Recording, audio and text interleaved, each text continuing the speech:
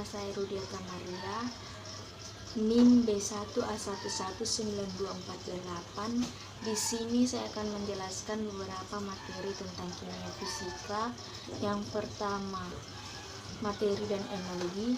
Yang kedua, sistem periodik unsur. Yang ketiga, ikatan hidrogen dan logam. Yang keempat, ikatan ion. Yang kelima, ikatan kovalen. Dan yang keenam, ikatan van der Waals. Pertama, materi dan energi. Materi adalah segala sesuatu yang menempati ruang dan massa berat benda. Sedangkan energi adalah kemampuan untuk melakukan usaha. Perubahan materi ada dua, yaitu perubahan fisika dan perubahan kimia. Perubahan fisika yaitu perubahan yang tidak menghasilkan materi baru dan berubah hanya wujud dan bentuk materi. Kemudian perubahan kimia atau reaksi kimia yaitu perubahan yang menghasilkan materi baru. Menurut Anthony Laurent Lavoisier, hukum kekekalan massa zat sebelum bereaksi dan sesudah bereaksi adalah sama. Contoh perubahan fisika yaitu es menjadi air, kemudian menjadi uap air. Ciri perubahan fisika, yang pertama perubahan sifat sementara, yang kedua tidak menghasilkan zat baru, yang ketiga yang hanya berubah wujud dan ukuran zat. Sedangkan perubahan ciri-ciri kimia biasanya disertai dengan suatu perubahan yang dapat diamati, seperti adanya gelembung gas, terjadinya endapan, terjadinya perubahan warna, dan terjadinya perubahan suhu. Dan materi yang kedua, sistem periodik unsur. Yang pertama, Johann Wedel-Brenner adalah orang yang pertama yang menemukan adanya hubungan antara sifat unsur dan massa atom relatif. 1817, dia memasukkan unsur tersebut ke dalam 3 kelompok unsur atau triade yang memiliki sifat sama. Daftar Mendeleev, Lothar Meyer dan Dmitri Ivanovich Mendeleev menemukan hubungan yang lebih terperinci antara massa atom relatif dan sifat unsur. Pada tahun 1869, Mendeleev berhasil menyusun suatu daftar yang terdiri dari 65 unsur kimia. Untuk menyusun daftar unsur-unsur berdasarkan kenaikan massa atom relatif dikenal dengan nama hukum periodik. Kemudian yang ketiga, sistem periodik modern. Sistem periodik modern disusun berdasarkan hukum periodik modern yang menyatakan bahwa sifat-sifat unsur merupakan fungsi periodik dari nomor atomnya. Sifat-sifat sistem periodik unsur ada 3. Yang pertama, jari-jari atom. Yang kedua, energi ionisasi. Yang ketiga, afinitas elektron. Jari-jari atom adalah jarak dari inti atom sampai kulit elektron terluar. Dalam golongan dari atas ke bawah, jari-jari atom semakin besar. Dalam satu periode dari kulit ke kanan, jari-jari atom semakin kecil. Dalam satu penggolongan dari atas ke bawah, kulit atom bertambah. Ingat, jumlah kulit nomor periode sehingga jari-jari atom juga bertambah besar. Kemudian dari kiri ke kanan, jumlah kulit tetap muatan inti. Nomor atom dari jumlah antara elektron pada kulit bertambah. Hal tersebut mengakibatkan gaya tarik-menarik antara inti atom dengan kulit elektron semakin besar, sehingga jari-jari atom semakin kecil. Energi ionisasi, energi yang dibutuhkan untuk melepaskan satu elektron terluar dalam satu periode. Kemudian afinitas elektron. Afinitas elektron didefinisikan sebagai perubahan energi dari atom netral dalam fase gas ketika sebuah elektron ditambahkan ke atom untuk membentuk ion negatif atau positif. Dengan kata lain, kemungkinan atom netral yang memperoleh elektron positif atau negatif. Kemudian materi yang ketiga adalah ikatan ion. Ikatan ion adalah ikatan yang terjadi karena adanya gaya tarik menarik antara ion negatif atau anion dengan ion positif atau kation. Pembentukan senyawa ion. Ikatan ion terjadi karena atom-atom yang mempunyai energi ionisasi rendah atau mudah melepas elektron akan melepaskan elektronnya dan membentuk ion positif. Elektron yang dilepaskan akan ditangkap oleh atom yang mempunyai afinitas elektron yang tinggi atau mudah menarik elektron.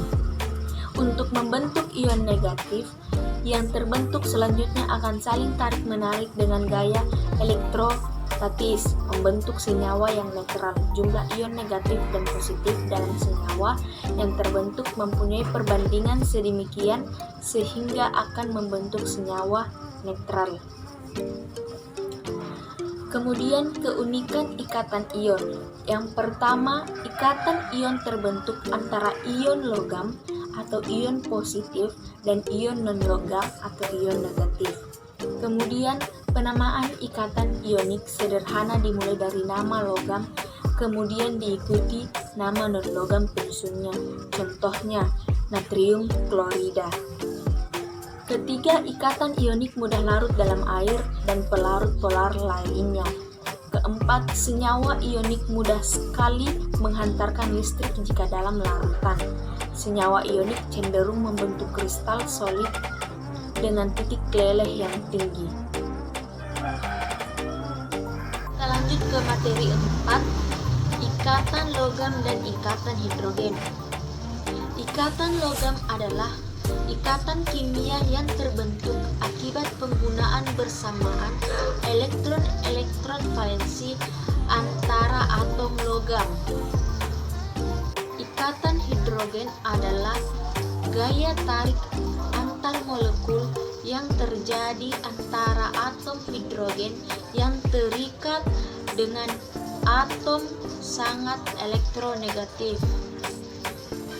Sifat-sifat logam yaitu dapat ditempa, menghantarkan listrik, mempunyai titik didih yang tinggi, dan mengkilap. Ikatan logam yang pertama titik leleh dan titik didih, yang kedua jari-jari atom, yang ketiga jumlah elektron valensi yang terdelokalisasi. Baik, selanjutnya kita ke materi yang kelima, yaitu ikatan kovalen. Ikatan kovalen adalah ikatan yang terjadi akibat pemakaian pasangan elektron secara bersama-sama oleh antara dua atom. Jenis-jenis ikatan kovalen. Yang pertama, berdasarkan bentuk, ada ikatan kovalen tunggal, kemudian yang kedua ikatan kovalen rangkap 2, ikatan kovalen rangkap 3. Kemudian berdasarkan polimerisasi, ikatan kovalen polar dan ikatan kovalen non-polar. Ikatan kovalen tunggal yaitu ikatan kovalen yang memiliki satu pasang PEI. Kemudian ikatan kovalen rangkap 2 yaitu ikatan kovalen yang memiliki dua pasang PEI. Ikatan kovalen rangkap 3 yaitu ikatan kovalen yang memiliki 3 pasang PEI. Kemudian ikatan kovalen polar adalah ikatan kovalen yang PEI-nya cenderung tertarik ke salah satu atom yang berkaitan. Ikatan kovalen non-polar yaitu ikatan kovalen yang PEI-nya tertarik sama kuat ke arah atom-atom yang berkaitan. Sifat fisik senyawa kovalen. Yang pertama, pada suhu kamar berwujud gas, cair, dan ada yang padat. Yang kedua, senyawa kovalen padatnya lunak dan tidak rapuh. Ketiga, senyawa kovalen memiliki titik didih dan titik leleh rendah. Keempat, senyawa kovalen dapat larut dalam pelarut organik namun tidak larut dalam air. Kelima, umumnya tidak menghantarkan listrik. Kemudian materi yang keenam adalah ikatan van der Waals. Ikatan van der Waals adalah gaya tarik-menarik antar atom atau molekul. Bentuk ikatan van der Waals yang pertama, ikatan ikatan antar molekul yang memiliki dipol. Kemudian yang kedua, ikatan antar molekul yang memiliki dipol dan molekul yang tidak memiliki dipol. Ikatan antar molekul yang memiliki dipol. Ikatan van der Waals terjadi pada senyawa polar yang tidak membentuk ikatan hidrogen seperti HBr dan HCl, atau senyawa nonpolar yang mengandung sedikit perbedaan keelektronegatifan. Ikatan van der Waals yang terjadi dari dipol-dipol dapat tersusun secara teratur dan tidak teratur. Ikatan antar molekul yang memiliki dipol dan molekul yang tidak memiliki dipol. Gaya tarik-menarik antar molekul yang memiliki dipol dan yang tidak memiliki dipol terdiri secara induksi. Ujung molekul yang bermuatan positif mengandung induksi awan elektromolekul yang tidak memiliki dipol. Akibatnya, molekul yang tidak memiliki dipol membentuk dipol sesaat atau dipol sementara. Setelah terbentuk dipol sesaat, akan terjadi ikatan antara molekul dipol dan molekul dipol sesaat seperti gambar pada berikut. Klasifikasi van der Waals: yang pertama, gaya London; yang kedua, gaya tarik dipol. Gaya London merupakan gaya tarik-menarik antar molekul nonpolar akibat adanya dipol terimbas yang ditimbulkan oleh perpindahan elektron dari satu orbital ke orbital lain membentuk dipol sesaat. Gaya London mengakibatkan molekul nonpolar bersifat agak polar. Kemudian gaya tarik dipol. Gaya tarik dipol adalah suatu molekul polar yang cenderung menyusun diri dengan cara saling mendekati kutub positif dari suatu molekul dengan kutub negatif molekul yang lain. Faktor-faktor yang mempengaruhi ikatan van der Waals: yang pertama, jumlah elektron dalam atom atau molekul; yang kedua, bentuk molekul; yang ketiga, kepolaran molekul; yang keempat, titik didih gas mulia. Itulah materi yang saya bawakan. Sekian dan terima kasih. Mohon maaf bila ada kata-kata yang salah. Assalamualaikum warahmatullahi wabarakatuh.